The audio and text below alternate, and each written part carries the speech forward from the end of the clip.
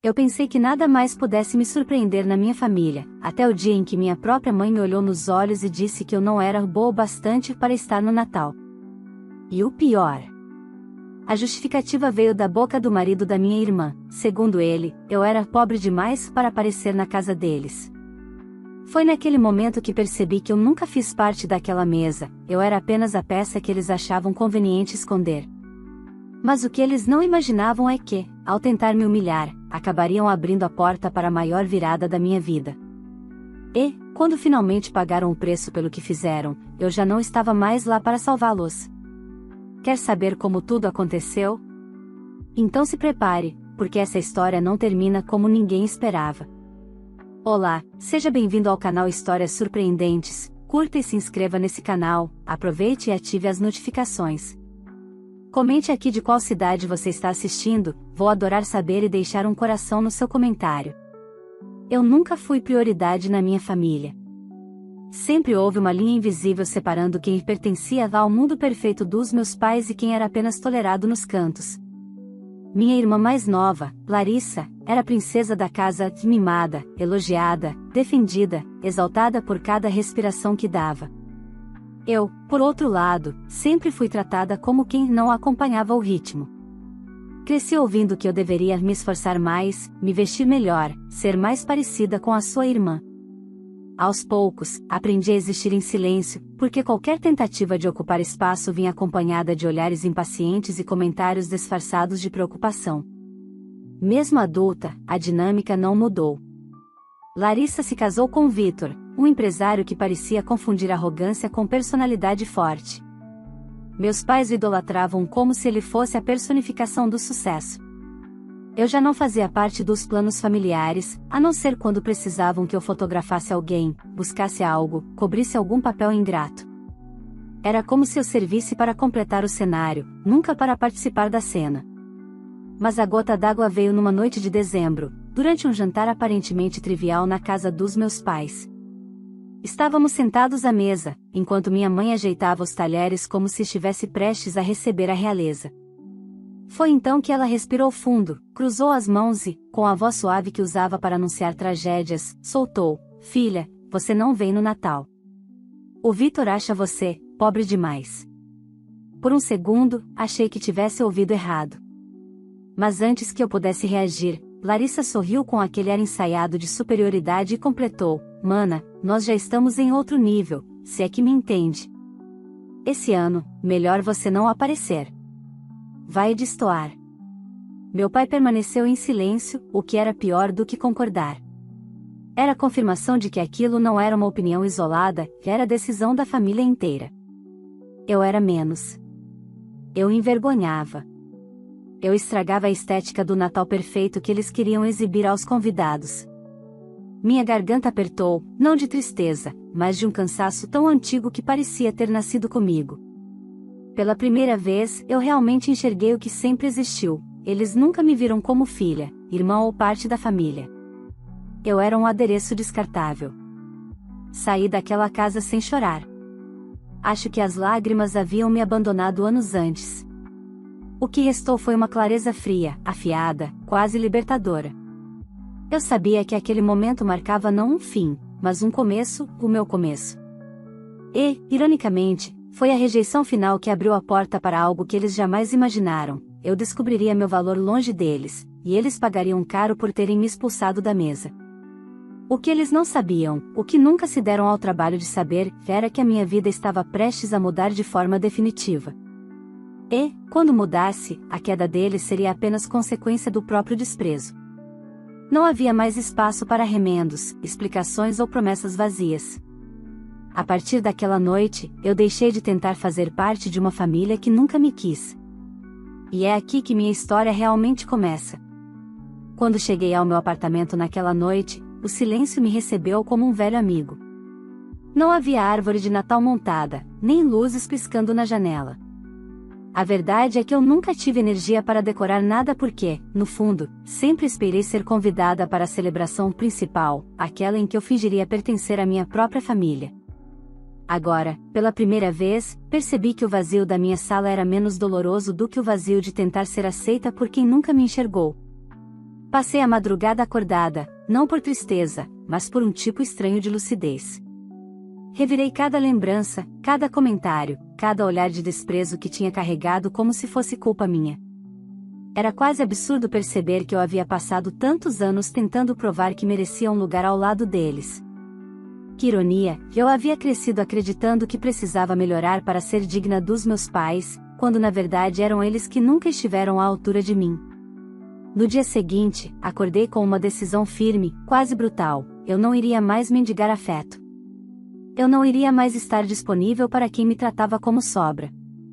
Se eles acreditavam que eu estava fora do nível deles, então eu mostraria o que realmente significava construir algo com as próprias mãos, algo que não se compra com o dinheiro do sogro ou com o status emprestado do marido perfeito.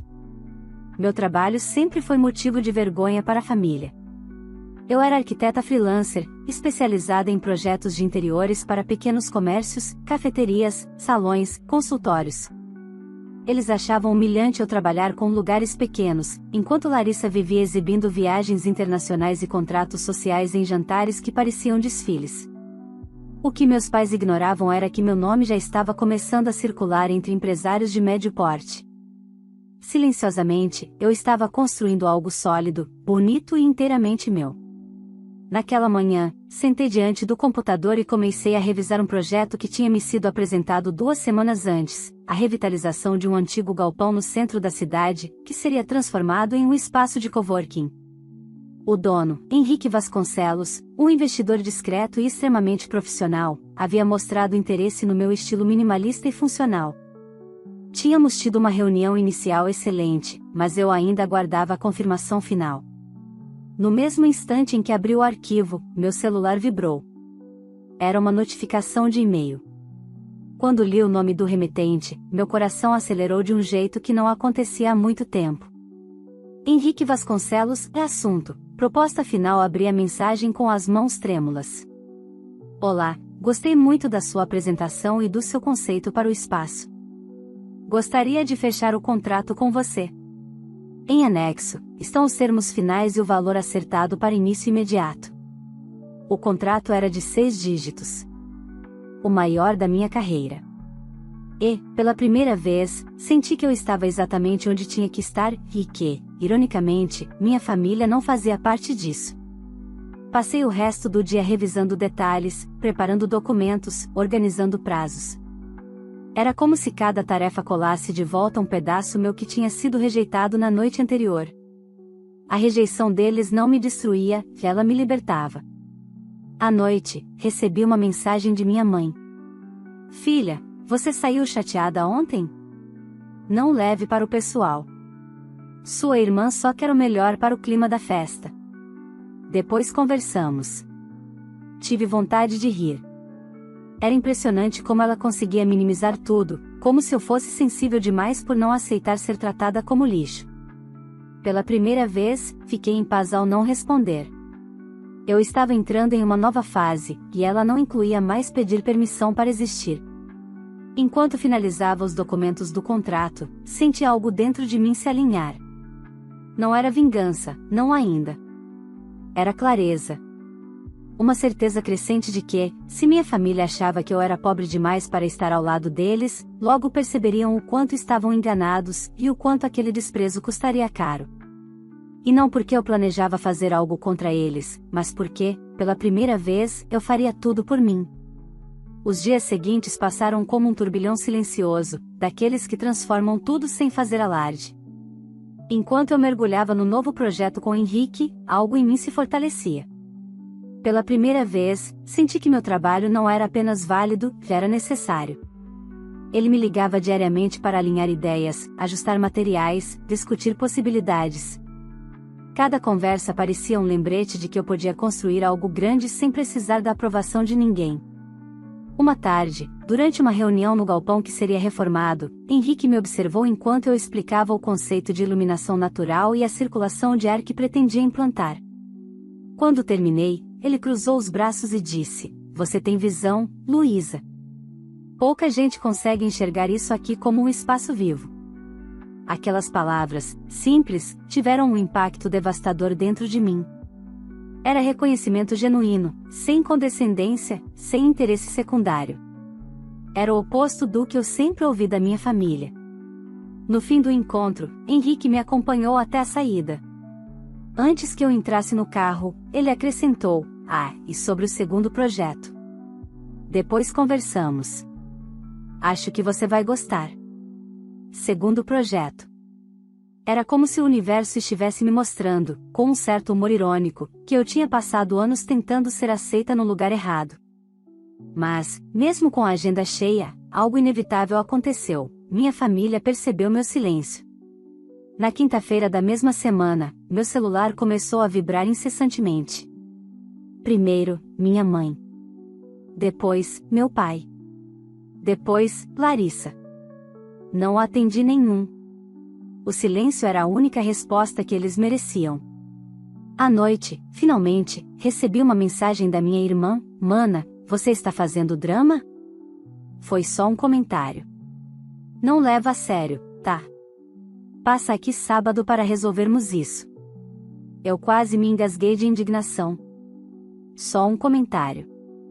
Na cabeça dela, dizer que eu destoava do nível deles era natural, aceitável, parte do vocabulário cotidiano. Como se eu tivesse a obrigação de aceitar ser humilhada e ainda sorrir depois.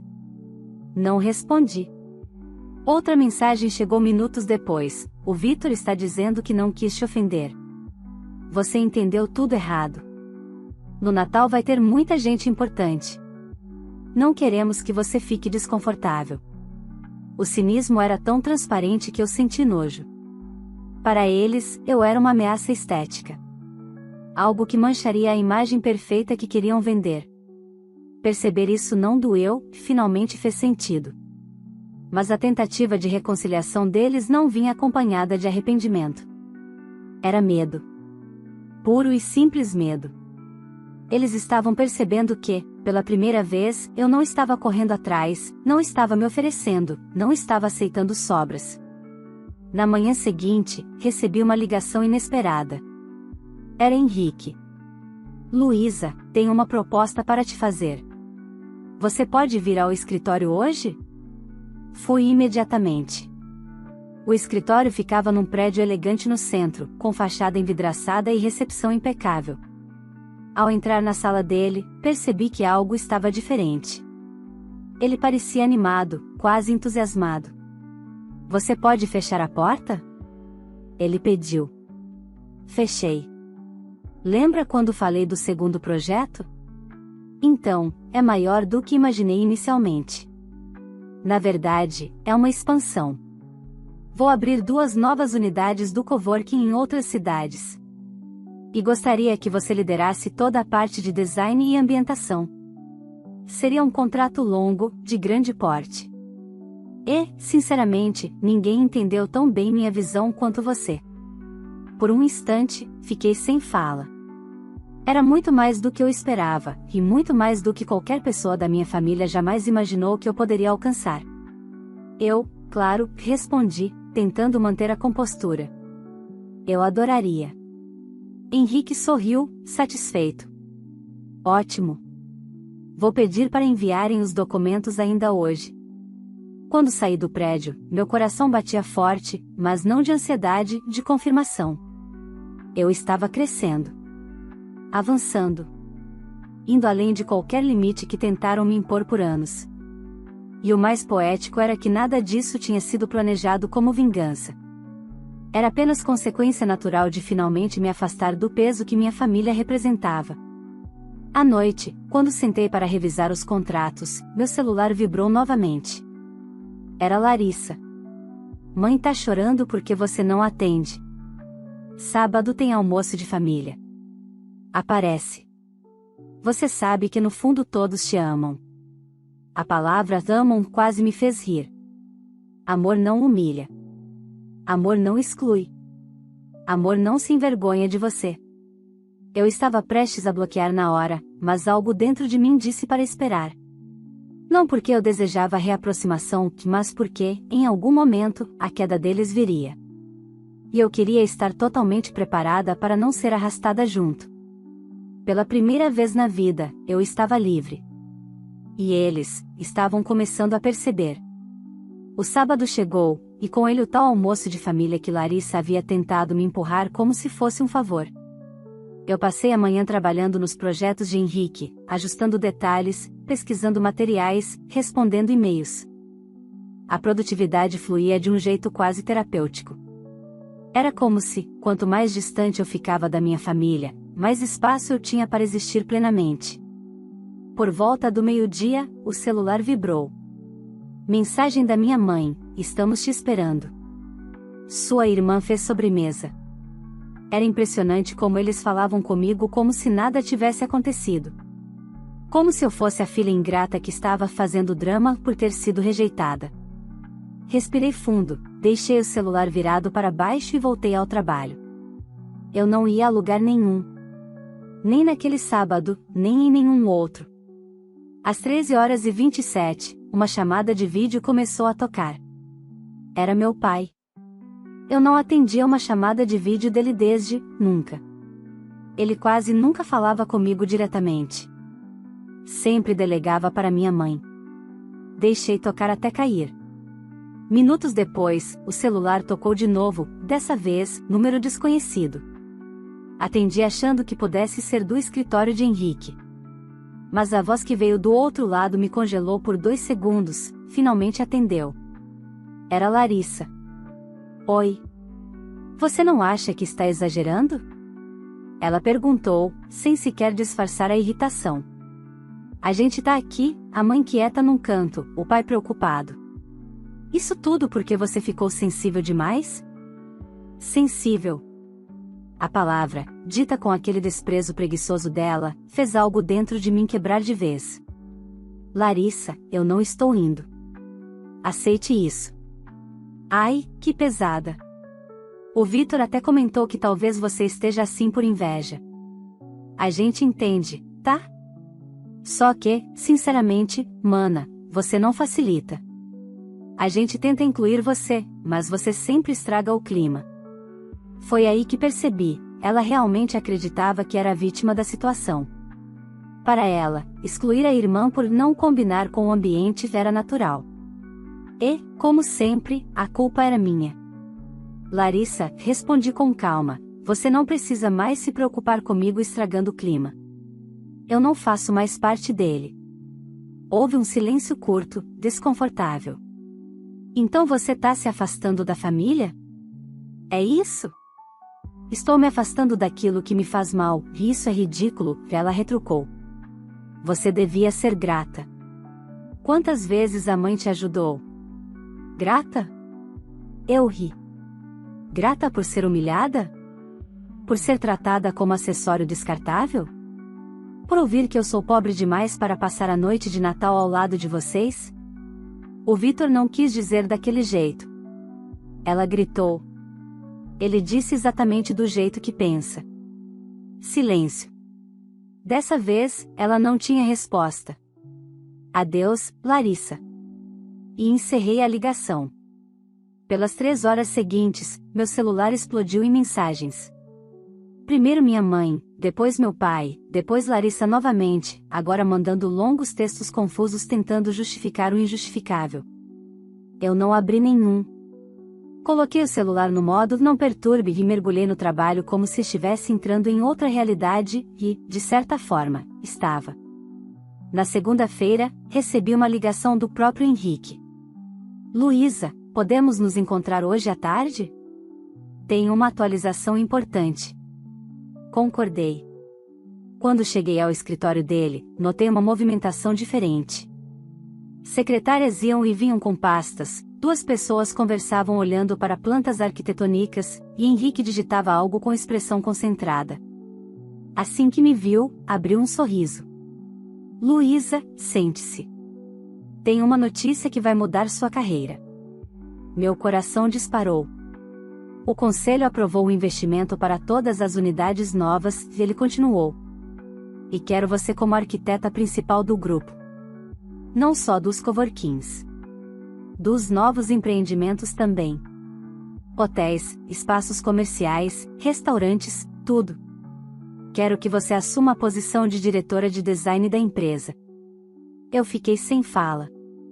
Sei que é muita coisa de uma vez, ele sorriu, mas você tem talento, visão e, principalmente, coragem para fazer diferente. O salário e as condições estão no contrato. Já enviei para seu e-mail. Assinei o contrato naquele mesmo dia. E, em questão de horas, minha realidade mudou de forma tão profunda que parecia ficção. Eu, a filha rejeitada, a irmã pobre, a que não servia para aparecer em fotos de Natal, agora ocupava um cargo de liderança em uma das maiores empresas de desenvolvimento urbano em expansão no país. Era mais do que um salto profissional, era a prova viva de que o valor de alguém não é definido pelo olhar de quem nunca se importou em enxergar. Naquela noite, enquanto eu caminhava até meu carro, o celular vibrou. Era uma mensagem da minha mãe. Filha, precisamos conversar urgentemente. Aconteceu algo com a Larissa. Eu fiquei parada, imóvel. Por um segundo, um pensamento frio percorreu minha mente, eles só me procuram quando precisam. E naquele momento, tive a certeza absoluta de duas coisas. Primeiro, o que quer que estivesse acontecendo, não tinha nada a ver comigo. Segundo, eu não estava mais disponível para ser a muleta emocional de ninguém. Eles não imaginavam, mas a vida deles estava prestes a desmoronar, e eu não faria absolutamente nada para impedir. Fiquei encarando aquela mensagem da minha mãe como quem observa um aviso distante. Sem qualquer urgência real, aconteceu algo com a Larissa. Anos atrás, eu teria entrado em pânico, corrido para ajudar, oferecido tudo o que tivesse. Hoje, apenas respirei fundo. O problema deles não era mais responsabilidade minha. Mesmo assim, a frieza daquele texto revelava algo, não era preocupação, era necessidade. Minha mãe só usava aquele tom quando precisava que eu resolvesse algo que ela não sabia lidar. Guardei o celular na bolsa e dirigi para casa. A cada quilômetro percorrido, a sensação de distância emocional aumentava. Eu tinha me libertado, finalmente, e nada, absolutamente nada, iria me puxar de volta para o papel de suporte invisível que desempenhei a vida inteira. Quando estacionei, respirei fundo e finalmente decidi abrir a mensagem. Sua irmã está muito abalada. O Vitor fez algo terrível. Precisamos conversar. Só aquilo. Sem detalhes. Sem desculpas. Sem reconhecer nada do que me haviam feito. Apenas um pedido desesperado de ajuda disfarçado de convite para a conversa. Bloqueei o número por algumas horas. Não porque eu estivesse com raiva, mas porque eu precisava preservar minha sanidade. Fiz meu jantar, revisei os novos projetos, respondi ao e-mail da assessoria jurídica da empresa, tomei banho e assisti a um episódio de uma série qualquer. Apenas depois disso desbloqueei o número. Havia mais 5 mensagens, todas variando entre precisamos de você e a sua irmã, tenha compaixão. Nenhuma mencionava o Natal, o desprezo, a rejeição, os insultos. A dor deles só parecia existir quando se refletia sobre algo próprio, nunca sobre as feridas que causaram. Decidi dormir sem responder. No dia seguinte, acordei cedo para uma reunião com Henrique e a equipe de arquitetura. Ao final da apresentação, ele me chamou de lado. Luísa, só para confirmar, podemos te incluir oficialmente no anúncio de expansão do grupo? Vai ser uma coletiva de imprensa daqui a algumas semanas. Concordei com um sorriso. Claro. Estou pronta. Ótimo. Você merece isso. Ele fez uma pausa. Está tudo bem? Parece um pouco tensa. Só assuntos pessoais, respondi. Se precisar de apoio, estou por aqui. Agradeci e voltei ao escritório. No caminho, percebi mais notificações da minha mãe, agora alternando entre súplicas e pequenas cobranças veladas. Era quase previsível, quando a vida deles começava a ruir, de repente eu passava a ser-lhe importante. Por volta do meio-dia, recebi uma ligação de um número desconhecido. Atendi esperando que fosse da empresa de materiais de construção, mas do outro lado ouvi: Luísa? Aqui é o Paulo, marido da tia Rosa. O que ele queria? Sua mãe pediu para eu ligar. Ela disse que você não está respondendo. Está tudo bem? Fechei os olhos com um suspiro. Paulo, Você sabe que minha mãe só lembra que eu existo quando precisa de alguma coisa. Do outro lado, houve um silêncio constrangido. Bom, talvez seja verdade. Mas, dessa vez, parece sério. O Vitor se meteu em uma encrenca grande. Meu estômago embrulhou, não por preocupação, mas por antecipação. Eu sabia que Vitor se achava intocável, arrogante, acostumado a se safar de tudo. Algo nele sempre pareceu apodrecido. Que tipo de encrenca? Negócios ilegais. Investimentos fraudulentos. Parece que envolveu o nome da família da sua irmã. Muita gente perdeu dinheiro. A polícia está investigando. Eu me encostei na cadeira. A ficha caiu devagar, como quem observa o início de um dominó caindo peça por peça. E Larissa? Perguntei, apenas por educação. Desesperada. Seu pai está com vergonha. Sua mãe está completamente perdida. Eles não sabem o que fazer. A velha história. Eles nunca sabiam o que fazer quando a vida desmoronava, exceto correr para a filha que sempre julgaram menor, menos capaz, menos digna. Ironia é pouco para descrever a situação. Entendi, respondi, fria. Mas isso não tem nada a ver comigo. Paulo tentou insistir. Mas eles precisam de você, não, te interrompi. Eles precisam lidar com as próprias escolhas. Não sou responsável pelos erros que eles se recusaram a ver. O silêncio dele confirmava que eu tinha razão. Diga que estou ocupada, finalizei. E que desejo sorte. Só isso. Desliguei antes que ele pudesse responder.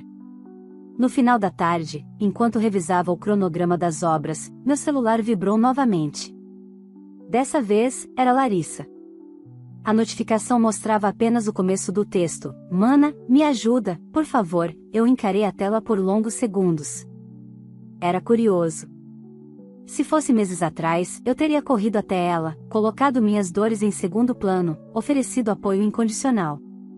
Mas agora, eu enxergava com clareza diáfana. Ela nunca acreditara que eu tivesse valor, até precisar de mim. Ela me excluiu, me humilhou, me tratou como um peso morto. Agora, a vida estava devolvendo as consequências. Abri a mensagem completa. Eu não sabia de nada, eu juro. O Vitor enganou muita gente. A polícia veio aqui. Mãe está surtando. Mana, me responde, por favor. Eu não tenho ninguém.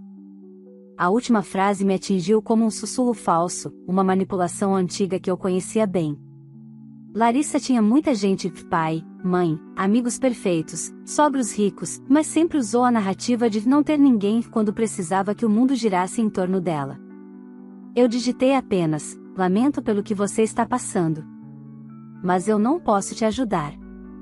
Apaguei 3 vezes antes de enviar. Mas enviei. Bloqueei o número logo depois. E naquele exato segundo, algo dentro de mim se libertou de vez. Não era vingança, era autopreservação. Eu finalmente tinha coragem de não ser a tábua de salvação de quem me empurrou para o fundo repetidas vezes. O caos deles apenas começava. E o meu renascimento estava apenas florescendo.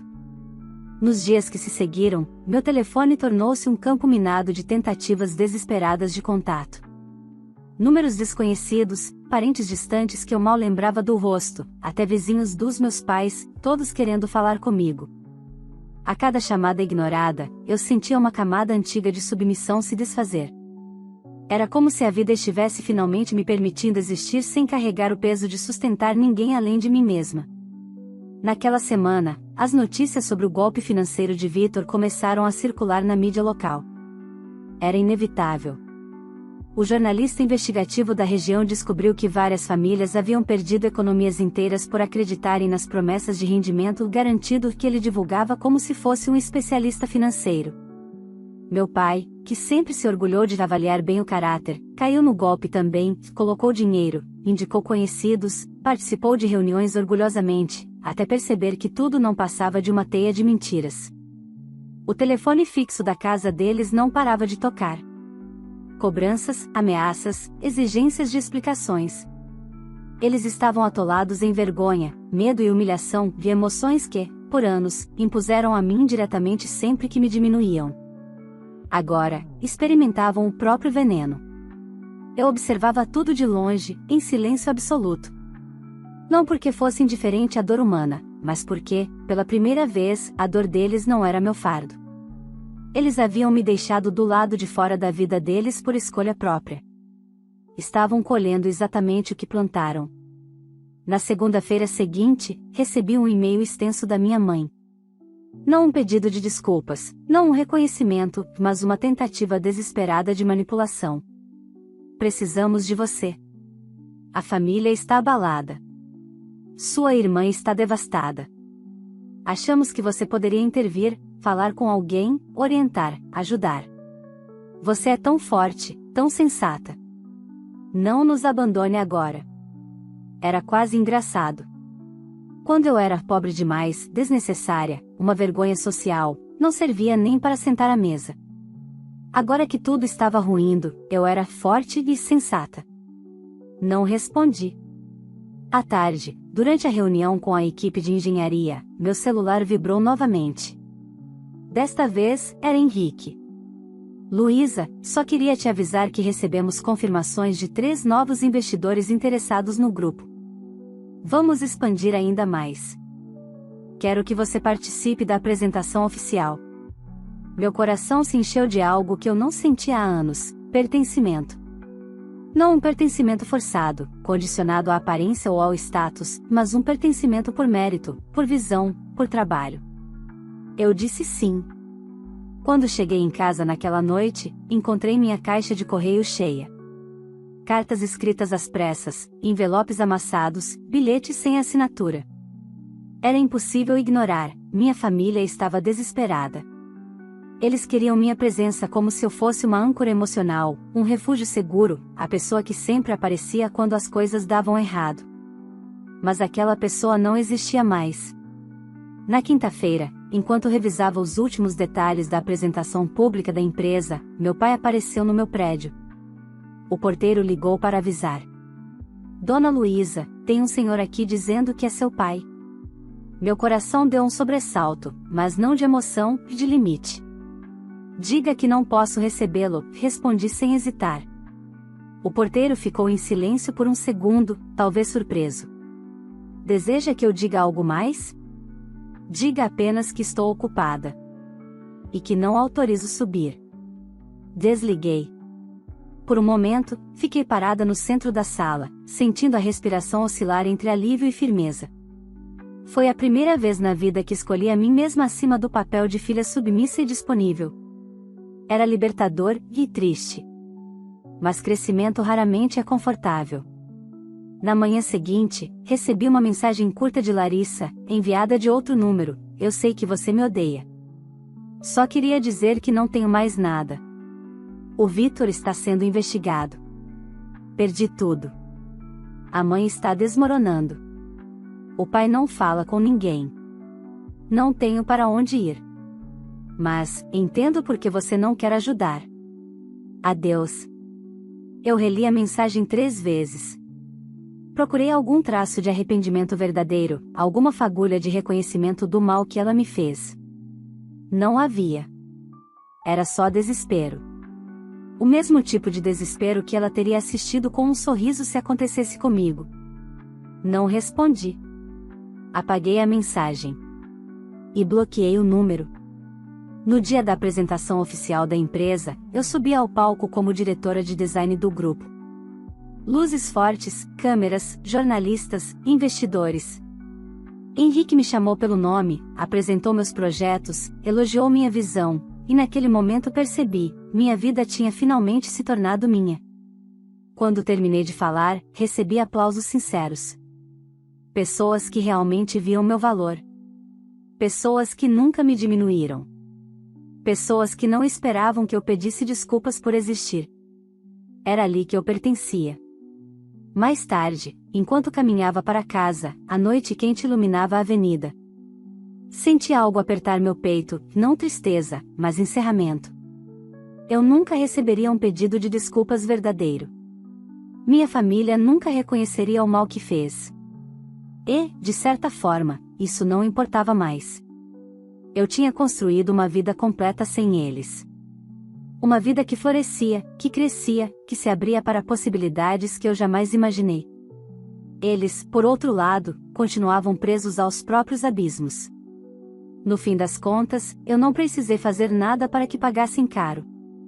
Eles mesmos cavaram os buracos onde agora tentavam não afundar. E eu? Eu finalmente estava livre. Definitivamente livre. Para nunca mais voltar. Se essa história mexeu com você, não esqueça de curtir o vídeo, porque isso ajuda demais o nosso canal a alcançar mais pessoas que também precisam ouvir relatos como esse.